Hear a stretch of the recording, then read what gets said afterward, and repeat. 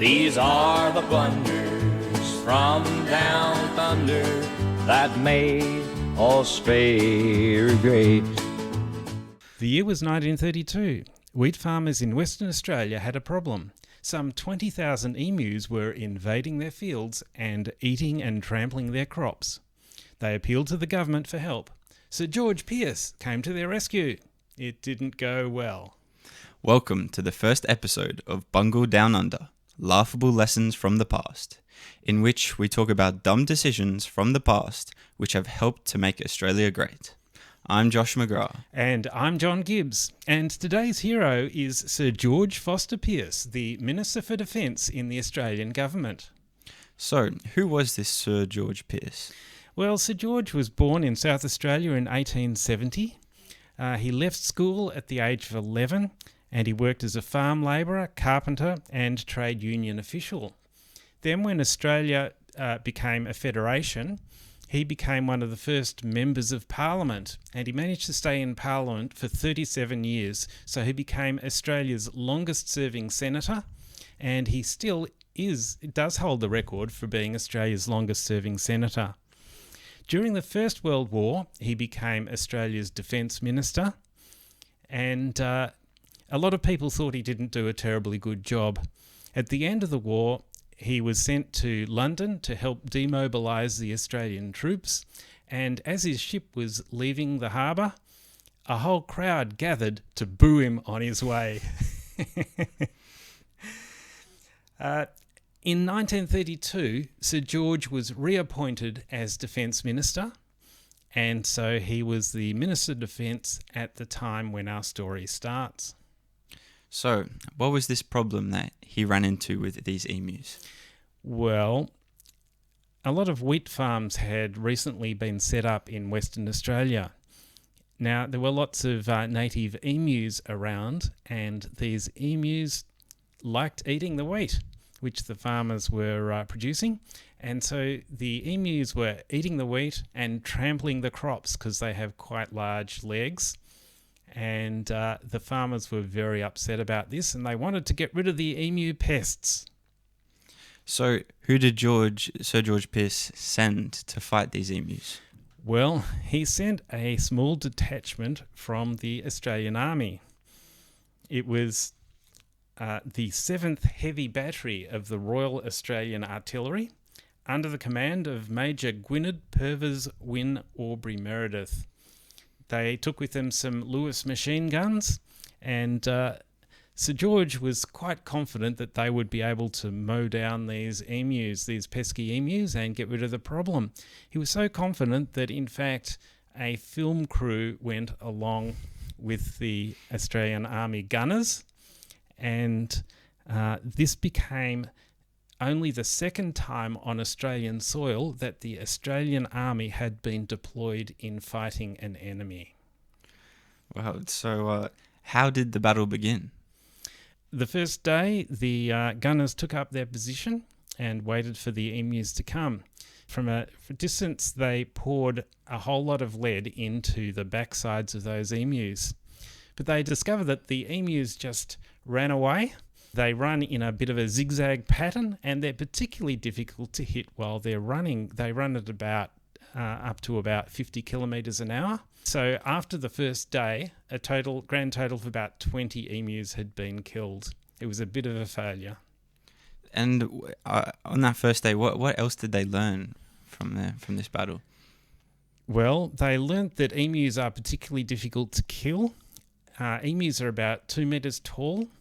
They have very small brains, small heads, and a biggish sort of body. They weigh about 45 kilograms. When you shoot bullets into the body of an emu, it doesn't make much difference to the emu. He just keeps running. So in order to kill the emu, you have to try and shoot him through the head or through the heart, and it's quite difficult to do that. So after starting a battle with these emus, it's obviously going to cause a massive reaction. And how did the press react? The press had a bit of a field day. They started reporting on the Emu War. Here's a couple of headlines. Emu War, light casualties. 20 killed in Emu War. and then another one, the Emu War farce. So there was a bit of a mixture of reactions, but there were some papers that vigorously protested that Australia's national bird was being mowed down by machine guns. It just didn't look like a good look. And what did Major Meredith say about the emus? Well, Major Meredith remarked on the outstanding ability of the emus to survive and withstand a military barrage. He said, if we had a military division with the bullet-carrying capacity of these birds, it would face any army in the world. They can face machine guns with the invulnerability of tanks. So, I heard after this battle and all the reaction of the press and everything, Sir George Pearce actually withdrew the army from fighting. Yes, it was a bit embarrassing, so he withdrew the army, but things didn't stop there. When he withdrew the army, the press then reported, Emu War ends, gunners withdrawn. Another headline, the Emu War paying the cost. Another one, withdrawal from the Western Front. The Emu War, the crazy cruelty of it. Emu War, victims estimated at 200. Emu War, Campion evacuated, Commonwealth Army retreats. So after withdrawing from the battle, he decided to send them back out again. Why did he do that? The farmers still weren't happy. They had all these birds still eating their grain, and there were voices in the Western Australian Parliament that argued that the gunners just hadn't been there long enough. They needed to spend more time there shooting these pesky birds.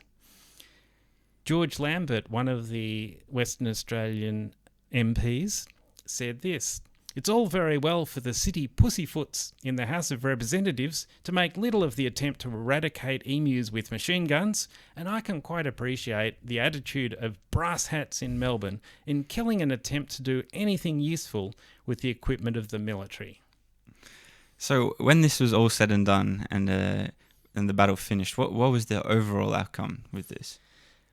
The total number of confirmed killings was 986, bearing in mind that there were 20,000 emus out there eating the grain. It really didn't make any significant difference. And so essentially the emus won and the Australian Army lost the war. Well, obviously, when you send out an army and there's people using guns and bullets and everything, there's a massive cost to this. So who would have paid for this? Well, it wasn't a massive cost. It was just really the cost of the bullets and the cost of supplying the army people. But the army people were paid anyway by the army.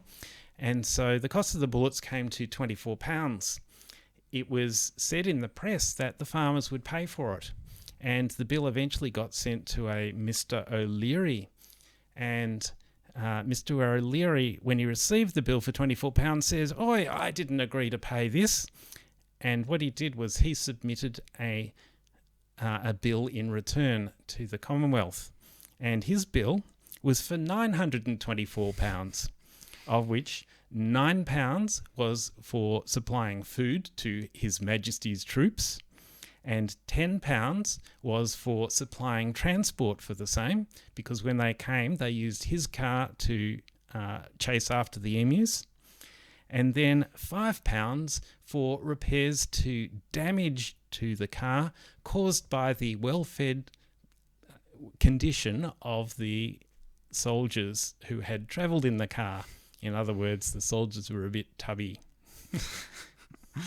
And also, I should have said, there was £900 was for the lost wheat that had been damaged by the enemy, while the army was prevaricating and failing to do its job.